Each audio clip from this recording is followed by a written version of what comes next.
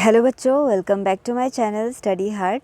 इस वीडियो में हम करने जा रहे हैं क्लास 6 संस्कृत, जो बुक आप लोग का है दीपकम, उसका द्वितीय पाठ जिसका नाम है एषा का और एतत् किम। यहाँ पे आप लोग देख सकते हो 3 सेंटेंस दिया गया है चैप्टर का नाम में, एषः कः, एषा का और एतत् किम। ये तीनों ही जो सेंटेंसेस है, इन तीनों का मीनिंग सेम ही है। ठीक है, इन तीनों का मीनिंग क्या है, यह क्या है। एषः कः का मीनिंग भी यह क्या है, एषा का मीनिंग भी यह क्या है, और एतत् किम इसका मीनिंग भी यह क्या ही है। ठीक है, बस डिफरेंस ये है कि ये तीनों ही जो सेंटेंस है आपको अलग अलग जेंडर के साथ यूज़ करना है। ठीक है, जैसे एषः कः जो है ना, इसको हम पुल्लिंग शब्दों के साथ यूज़ करेंगे। एषः वर्ड जो है ना, इसको हम पुल्लिंग शब्दों के साथ यूज़ करते हैं।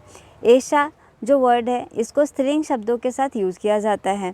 इसी तरह से एतत् जो है ना, ये नपुंसक लिंग शब्दों के साथ यूज़ किया जाता है। जैसे जो कि नपुंसक लिंग वो शब्द होते हैं जो कि पुल्लिंग भी नहीं है, स्त्रीलिंग भी नहीं है। जैसे कि फल हो गए, पत्ता हो गया, है ना, गेंद हो गया, है ना, ये सारे नपुंसक लिंग होते हैं। तो इन सब के साथ हम एतत् वर्ड का यूज़ करते हैं। ठीक है, तो आप लोगों ने हिंदी में तो पढ़ा होगा कि जो जेंडर होता है ना, वो 2 टाइप्स के होते हैं, पुल्लिंग और स्त्रीलिंग। मगर संस्कृत में आपका जो जेंडर होता है ना, वो 3 टाइप्स के होते हैं, पुल्लिंग, स्त्रीलिंग और नपुंसक लिंग। ठीक है, उसी तरह से संस्कृत में आपका जो वचन होता है ना, वो भी 3 प्रकार के होते हैं, एक वचन, द्विवचन और बहुवचन। हिंदी में तो बस 2 ही होते हैं ना, एक वचन और बहुवचन, मगर संस्कृत में 2 जन के लिए भी एक प्रॉपर अलग वर्ड यूज़ किया जाता है। ठीक है, तो यहाँ पे देखते हैं हम लोग एक एक करके, तो आप लोग का ये सारे कॉन्सेप्ट जो है ना, वो क्लियर हो जाएंगे। आप लोग स्किप करके मत देखना, एक तरफ से देखते जाना, सारा कॉन्सेप्ट आप लोग का क्लियर हो जाएगा। ठीक है, जिससे कि आप संस्कृत में सेंटेंस भी फॉर्म कर सकोगे। ये बहुत इंपॉर्टेंट है, ये फर्स्ट चैप्टर आप लोग का सेंटेंस फॉर्मेशन के लिए। ठीक है, तो फिर स्टार्ट करते हैं।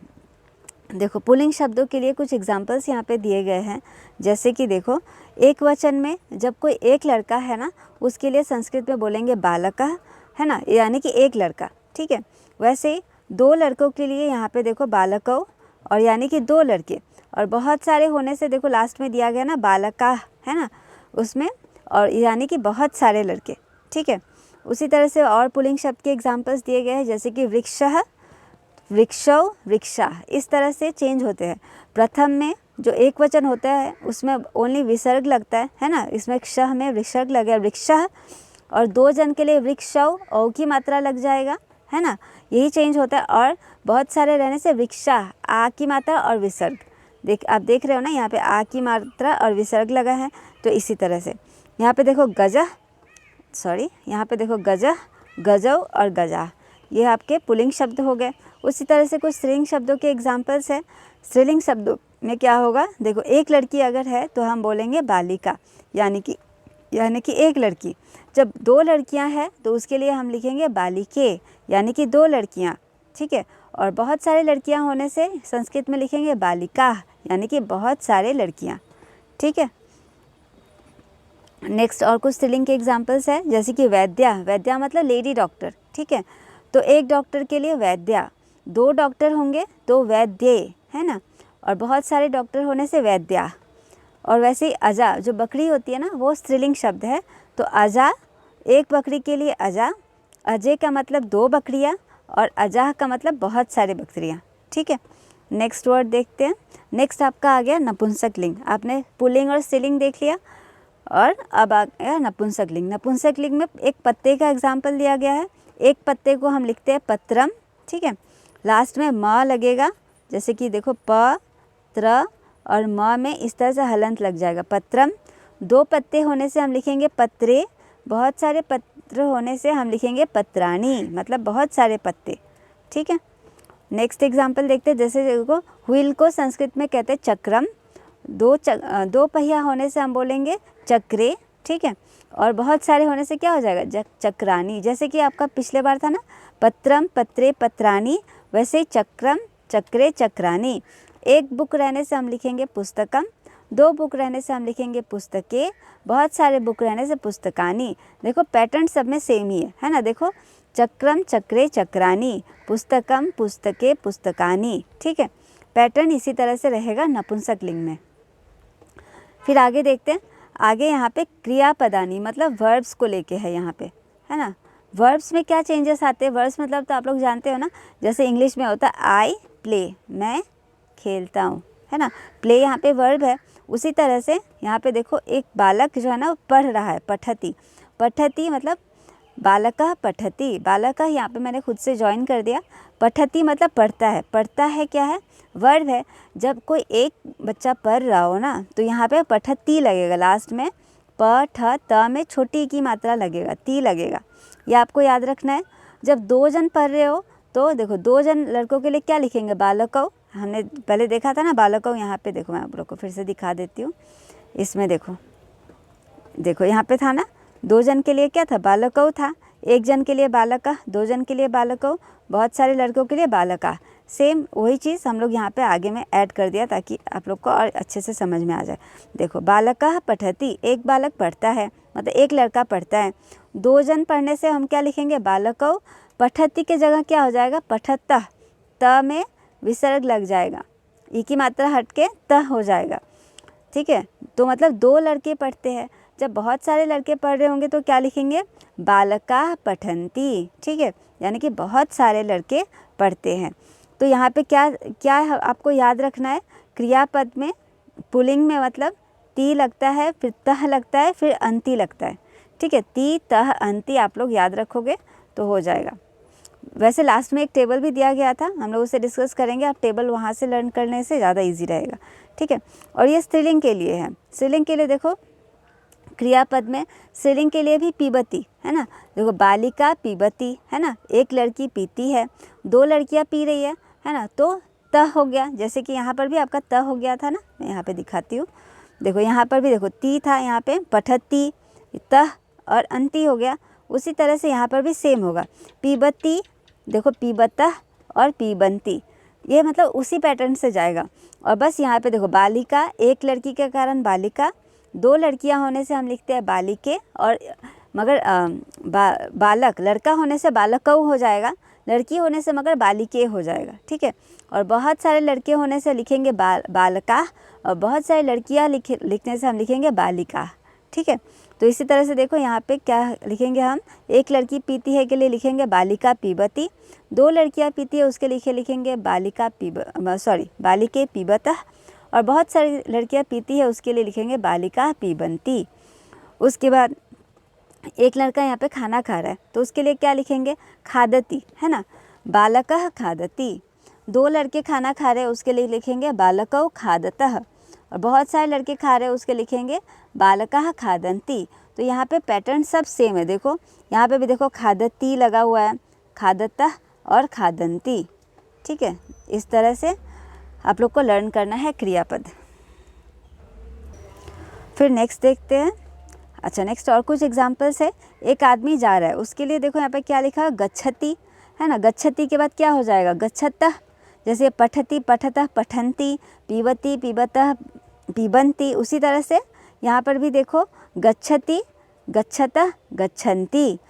एक बच्चा खेल रहा है, खेलने को संस्कृत में कहते हैं क्रीडति, है ना, तो क्रीडतः क्रीडन्ति हो गया, यानी कि क्रीडति मतलब एक लड़का खेलता है, 2 लड़के खेलने से क्रीडता हो जाएगा। यहाँ पे अगर आपको यहाँ पे अगर संज्ञा यूज़ करना है तो आप लिख सकते हो बालकौ क्रीडता, है ना।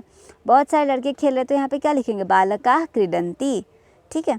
बस यहाँ पे वर्ब समझाया ना, इसलिए मैंने यहाँ पे नहीं लिखा आप लोग के लिए। नेक्स्ट देखो वर्ब के बारे में सीखा, है ना। अब यहाँ पे सर्वनाम का प्रयोग कैसे करेंगे। सर्वनाम मतलब आप लोग को पता ही होगा, जैसे कि हिंदी में वह, है ना, यह होता है, वह यह, और इंग्लिश में आई, है ना, यू वी, ये सारे सर्वनाम होते हैं। तो यहाँ पे देखो क्या एग्जाम्पल दिया है, सह शुकः। शुकः का मतलब होता है तोता। तोता जो वर्ड है ना ये पुल्लिंग शब्द है, ठीक है, तो इसलिए पुल्लिंग शब्द के साथ सह लगाया जाता है, आप लोग ये याद रखना, ठीक है।